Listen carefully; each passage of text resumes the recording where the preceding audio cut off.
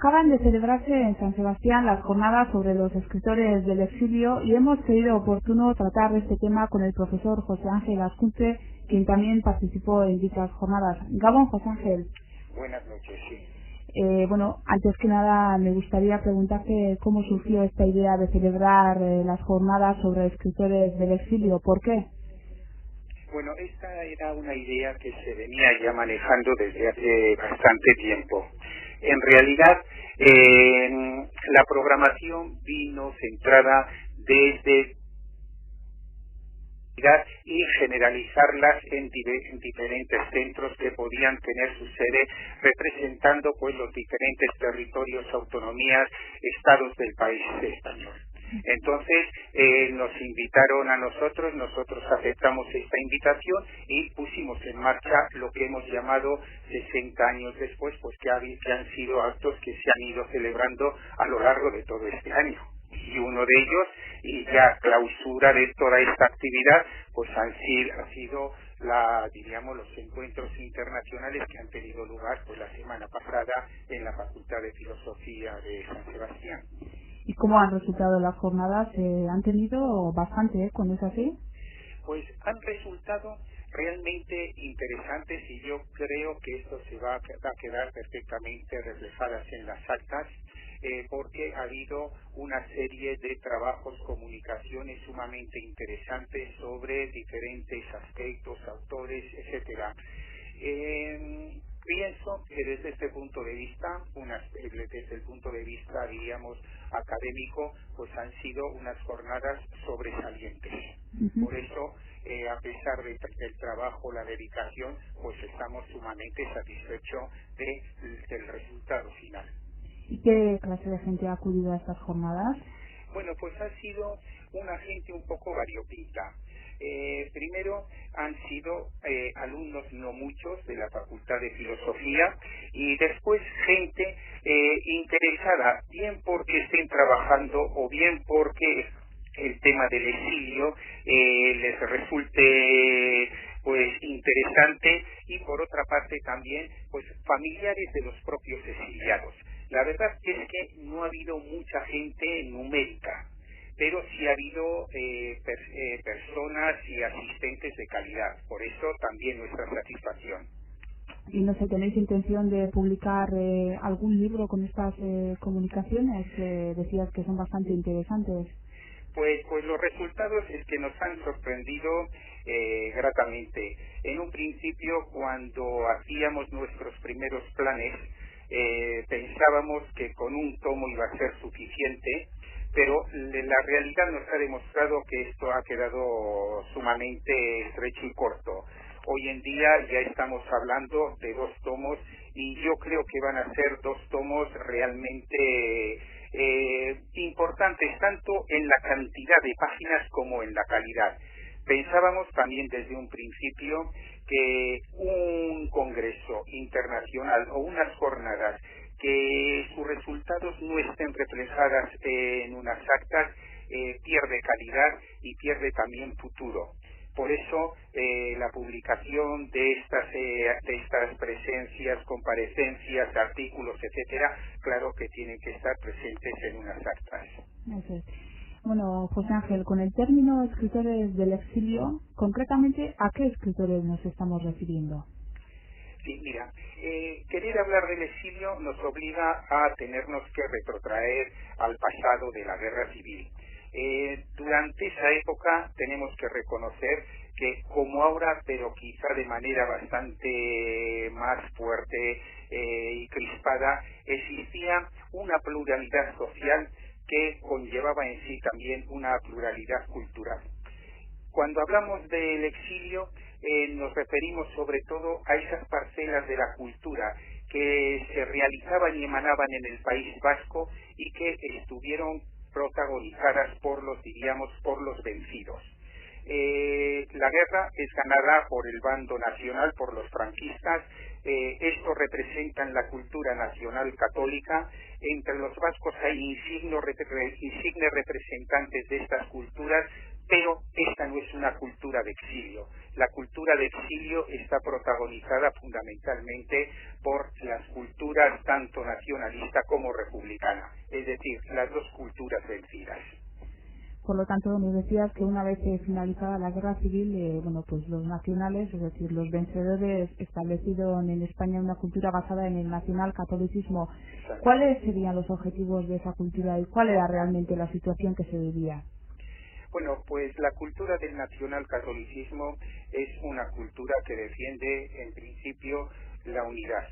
Con la unidad, la uniformidad de conductas, criterios, pensamientos, para de esta manera crear una sociedad que actúe de la misma manera, que piense de la misma manera y así posibilitar, un comportamiento único que les permitiera entonces a los vencedores proponer su visión del mundo, su visión de la sociedad, una visión eminentemente conservadora, tradicional, etcétera. Para conseguir esto, pues crean toda una serie de mecanismos de atracción psicológica y también diríamos de presión física. La cultura nacional católica, desde los cómics, las revistas, etcétera, lo que procuraba era dar esta visión del mundo, atraer un poquito mucho a su esfera ideológica a todos los miembros. Y los que no estaban precisamente de acuerdo con estos postulados, pues se encontraban con la presión, las depuraciones, la censura, etcétera. Lo que se busca por todos los medios es dar una cultura nacionalista y católica y que todos comulgaran con esos principios. En esa época no pudo haber otra cultura de carácter disidente, rebelde, porque incluso no había una posibilidad de existencia de una cultura alternativa. Me imagino, has citado la censura y me imagino que tenía que ser durísima, ¿no? Hasta extrema. La censura es un aparato, diríamos, monstruoso que rige, domina todo. No había la más mínima, diríamos, faceta de la vida que no estuviera regida y gobernada desde la censura. Pero si esto es común a todos los demás también territorios históricos, etcétera, aquí, en el País Vasco, como en otras nacionalidades de signo más o menos independentista, la censura va a ser cruel porque va a afectar de lleno contra todas las manifestaciones típicas de estos pueblos, empezando simplemente por la lengua. Basta hacer cualquier pregunta a uno de nuestros mayores para saber exactamente qué trato recibían si es que se expresaban en euskera. Y por otra parte, un tanto por ciento elevadísimo de la pérdida del euskera, yo estaría entre esos, en estos momentos se debe precisamente a esta persecución, pero persecución violenta contra estas manifestaciones propias, pero que iban contra esa idea de unidad que se defendía desde, iba a decir Madrid, desde el sistema o desde el régimen dominante. Por lo tanto, pues al finalizar la guerra civil, varios escritores tuvieron que huir al exilio. Principalmente, ¿a qué países huyeron estos escritores? El exilio va a ser la respuesta, por lo que estamos diciendo, más lógica que se da frente a esta situación de presión, de depuraciones. Es verdad que dentro del exilio entran muchos, ciertos grupos que buscan en la salida una solución a su vida, hay otros que huyen por miedo, pero no por actuaciones personales, pero sí hay amplios sectores de la población que bien por su militancia política, bien por su ideología, tienen que salir a la fuerza, porque si no hubieran corrido una suerte, diríamos, fatal. Lo que va a suceder a muchos miles no solo de vascos, catalanes, etcétera, que no consiguieron por la circunstancia que fuera salir al exilio. El exilio vasco es preferentemente americano. Y cuando me refiero a americano, estoy hablando del cono sur, es decir, de la América latinoamericana. Es verdad que algunos marchan a Inglaterra, bastantes a Francia, etcétera, pero a partir de la Segunda Guerra Mundial, grandes bloques de estaban en Francia, en Europa, tienen que optar también por los países latinoamericanos. ¿Por qué estos países? Pues va a tener una respuesta muy fácil. La tradición, la historia había hecho que muchas familias y amplios sectores de la sociedad americana fueran de origen vasco. Ellos, a través de sus apellidos, de sus leyendas, un poco de las tradiciones, mantenían de alguna manera el recuerdo del origen de sus padres o de sus abuelos, etcétera. Van a ayudar. Estos sectores van a ayudar y van a permitir que amplios sectores del exilio vasco marchen y se asienten en estas naciones latinoamericanas. ¿Y cómo fue la acogida? ¿Cómo fueron acogidos en estos países? Tenemos que decir que la acogida fue francamente buena, pero también tenemos que ser un poco realistas y objetivos. La acogida fue muy buena porque el exilio vasco fue preferentemente un exilio muy cualificado, sobre todo en las áreas laborales, trabajo de tierra, ganadería, etcétera. Si fueron aceptados de manera incluso hasta clasista, porque diferenciaban al vasco de otros exiliados. Por ejemplo, en Argentina no era por fervor hacia las tradiciones, la historia, etcétera, sino porque veían en el hombre vasco un hombre responsable, trabajador y después fundamental, cualificado en los trabajos que ellos querían y necesitaban.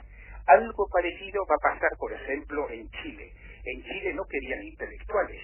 Los intelectuales tenían que presentarse como trabajadores, y si en esos trabajos aparecía ganadero, pastor, labrador, etcétera, eran perfectamente recibidos.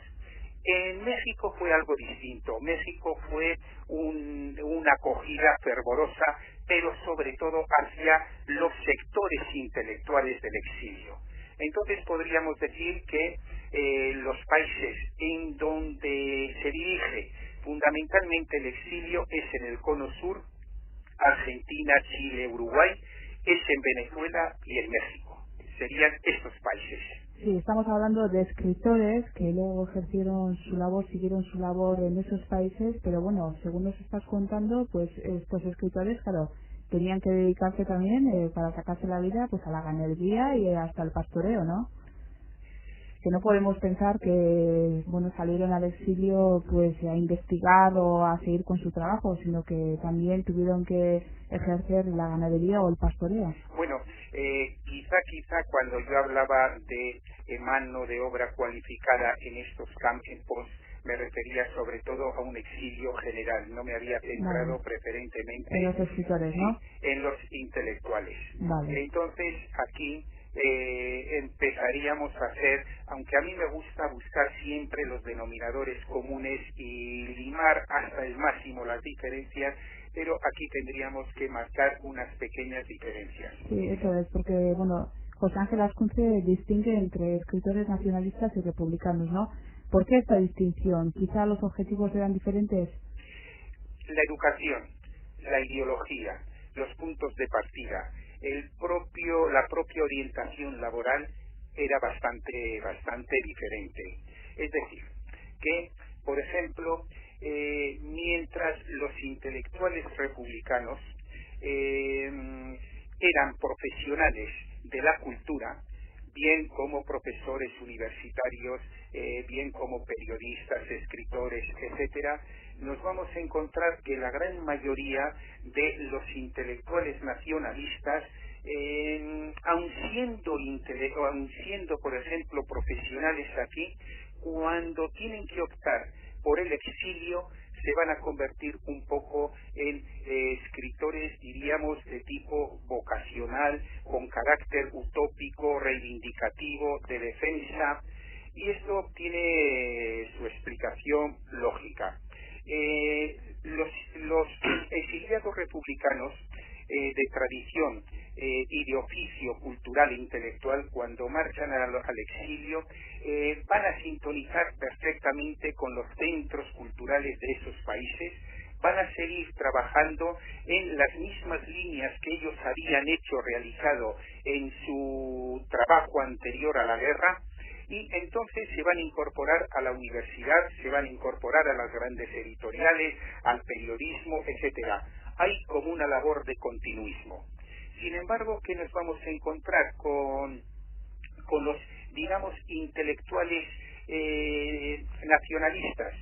Primero, se va a dar como una ruptura total con el medio. Si ellos escribían en euskera, que era la lengua en esos momentos dominante dentro de la cultura nacionalista, se van a encontrar que en el exilio ese contacto, ese diálogo en euskera es imposible. Lo tienen, por lo tanto, que hacer en castellano. Son como unos personajes que tienen que romper sus relaciones y sus contactos, sus lazos con sus formas de expresión típicas. Por otra parte, se van a encontrar en un contexto fundamentalmente hispanoparlante. Si quieren acceder a ese público, tienen que escribir en castellano, que va a ser la realidad de la gran mayoría de escritores e intelectuales vascos, o si no, si lo hacen en euskera, es que va a ser una labor, como he dicho con anterioridad, verdaderamente sacrificada, utópica, porque ¿para quién escriben? La verdad es que no tienen unos destinatarios, y sin embargo muchos de ellos siguen escribiendo y siguen expresándose en euskera porque quieren realizar en la distancia, en los países de asilo, un trabajo de defensa de una lengua, de una cultura que ellos creían que se iba a perder en su país de origen. Bueno, hasta ahora estamos hablando de escritores que huyeron al exilio, escritores nacionalistas y escritores republicanos, pero no hemos citado pues a escritores. No sé, ¿qué escritores conforman cada grupo? ¿Cuáles destacarías? Si hablamos, por ejemplo, de la triple cultura que mencionábamos en un principio, teniendo presente que también en el País Vasco y antes del exilio, durante la guerra y previamente a la guerra, existía ya un nacionalcatolicismo, pues ahí tendríamos figuras tan importantes como desde Maeztu hasta, por ejemplo, el irunés Mourlane Michelena, pasando por Salaverría, Zunzunegui, Areilza, etcétera. Es decir, que se puede presentar también un plantel muy importante de intelectuales. Aquí también tendríamos que hacer, y yo creo que es obligado, hacer una pequeña consideración. Muchos de estos intelectuales considerados hoy como representantes de la cultura nacional católica no lo fueron por convicción, por ideales, sino un poco impuesto por las circunstancias y en otros casos como en el supuesto de ciertos sacerdotes obligados por la obediencia. Cuando, por ejemplo, yo leo y escucho referencias sobre el trauma de Juan Zaragoza, que tiene que aceptar la cultura del nacionalcatolicismo siendo él liberal, pues indudablemente encontramos aquí como una especie de exilio interior, de ruptura entre lo que le obliga el sacerdocio y lo que él siente y desea como hombre. Es un poco esa tragedia del divorcio interno. Y algo parecido pasaría pues con otras figuras, desde Pío Baroja hasta, pues por ejemplo, Resurrección María Vilascue, que sorprenden los nombres, pero que están ahí. Después, por ejemplo, dentro del exilio republicano, nos vamos a encontrar con figuras realmente de una talla sorprendente. Por ejemplo, reunir un grupo de nombres como Eugenio Imaz, Larrea, Ernestina, García Vaca, Cecilia de Guilarte, Armillas, Amado Alón, es algo sorprendente. Y algo similar sucede cuando estudiamos los nombres, las figuras del exilio nacionalista, porque desde Orice hasta Irujo, pasando por Andima, Monzón, Aguirre, Irazusta, Onaindía, etcétera, es que si reunimos todos los nombres y hacemos, por ejemplo, una composición de lo que pudo ser y lo que pudo resultar culturalmente este país con todos estos nombres, pues no sé a qué futurible podríamos llegar. Es una tontería porque la realidad nos dicta otra cosa muy distinta, pero podemos soñar. ¿Y qué obras destacarías de estos escritores del exilio? Bueno, cuando hablamos también obras del exilio, las obras o las actividades son múltiples. Es que van desde la pura creación literaria o la pura creación ensayística hasta el periodismo, pasando, por ejemplo, una labor increíble que está por hacer la traducción, la universidad, etcétera. Entonces, es que podríamos decir, ¿qué sucede, por ejemplo, desde el punto de vista universitario? Pues nos vamos a encontrar que desde el Cono Sur, desde las universidades de Buenos Aires, hasta, por ejemplo, el norte de América, la Universidad de Columbia, es que va a haber numerosos profesores. Pues en Colombia, entre otros, va a estar, que no se sabe bien, pero que hay que empezar a recuperar estas figuras como trabajadores universitarios, pues José Antonio de Aguirre, que impartió unos cursos sobre Derecho Internacional, estaba Irujo. En Buenos Aires, por ejemplo, tenemos la figura de Amado Alonso. Incluso es curioso porque algunos marginan a Amado Alonso dentro de este exilio, pero lo que hay que recordar es que los primeros cursos reglados que se dan en la Universidad Americana sobre lengua y cultura vasca no son en Norteamérica, mucho menos en Reno, sino que van a ser precisamente en la Universidad de Buenos Aires, cuando Amado Alonso cede parte de sus clases lectivas a Bonifacio de Ataun, que va a ser el primer profesor hacia 1940 que va a impartir los primeros cursos reglados de cultura y lengua vasca en la Universidad de Buenos Aires. Esto, pues, para ponerte simplemente un ejemplo, dentro del mundo universitario, pues tenemos las figuras también, pues, de Igmas, de García Vaca, de Castor Narvarte, de Federico Álvarez, de Juan Bautista Vallarce, o sea que son figuras, pero primeras de el mundo cultural. Tiene un trabajo muy bonito, Gorka Ulestia, precisamente sobre la presencia de los profesores vascos del exilio en la Universidad Americana. Podríamos seguir en otros campos, pero he puesto un ejemplo. Eso es, bueno, está claro que se dedicaron a la docencia, pero también realizaron investigaciones. ¿Qué obras de estas destacarías, conviene destacar? Mira, por ejemplo, dentro de la investigación, también, pues esto es una pregunta pues muy difícil de responder porque las posibles contestaciones son múltiples. No podemos olvidar todo el trabajo, por ejemplo, filosófico de Eugenio Imaz, todos los planteamientos también de tipo, ensayístico, filosófico de García Vaca, de Castor Narvarte, esto en el campo, por ejemplo, de la filosofía, dentro de la literatura y dentro de los ensayos, literarios, pues tendríamos también figuras sumamente relevantes, como pues gente que he mencionado con anterioridad, Castor Narvarte, Federico Álvarez, incluso el mismo García Vaca, etcétera, pues nos encontramos también con una buena presencia en este campo. En la antropología destaca de manera muy especial Armillas. En derecho, pues Jesús de Galíndez y también algunos escritos, pocos, pero algunos de José Antonio de Aguirre, etcétera. Bueno, pues podríamos seguir hablando porque este tema pues da para mucho, pero hemos llegado al fin de la entrevista y pues bueno, solo nos queda despedir a José Ángel Ascunce, profesor en la Universidad de Deusto de San Sebastián.